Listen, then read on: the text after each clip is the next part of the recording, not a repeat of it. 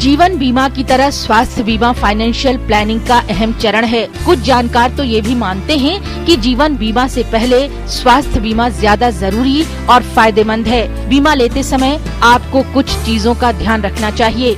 अपने और परिवार के लिए पर्याप्त बीमा कवर लें, क्योंकि खासकर महानगरों में स्वास्थ्य पर होने वाले खर्चों में लगातार बढ़ोतरी होती ही जा रही है। कैश अलाउंस और मेडिक्लेम में सोच समझकर चुनाव करें, क्योंकि कैश अलाउंस में आपको एक निश्चित रकम ही मिलती है, जबकि मेडिक्लेम में आपके खर्च के हिसाब से रिइम्बर्समेंट होता है। कैशलेस सुविधा जरूर लें, लेकिन जांच लें कि जिस अस्पताल में आप इलाज कराने जा रहे हैं वो कैशलेस नेटवर्क में है या नहीं। ऐसा भी हो सकता है कि बीमा खरीदते वक्त अस्पताल नेटवर्क में हो, लेकिन आपके इलाज के वक्त वो अस्पताल नेटवर्क से बाहर हो चुका हो।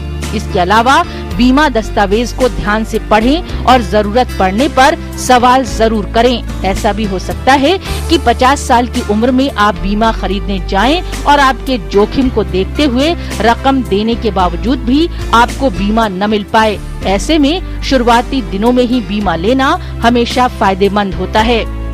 शुरुआत में ही बीमा लेने के कुछ और फायदे भी हैं। आपकी उम्र कम होने की वजह से कवर पर प्रीमियम का खर्च कम होता है। अगर आपकी उम्र 25 साल है और आप 1 लाख का स्वास्थ्य बीमा कवर चाहते हैं, तो आपको हर साल 1500 से 6000 रूपए खर्च करने पड़ेंगे। वहीं अगर आप 30 साल में उसी कंपनी से बीमा लेना चाहेंगे, तो आपका प्रीमियम करीब 15% ज्यादा यानी 2500 से 8000 रूपए तक होगा। इसके अलावा कंपनियां पहले से चली आ रही बीमारियों को कवर नहीं देती और इसके लिए आपको 3 से 4 साल तक के लिए इंतजार करना पड़ता है।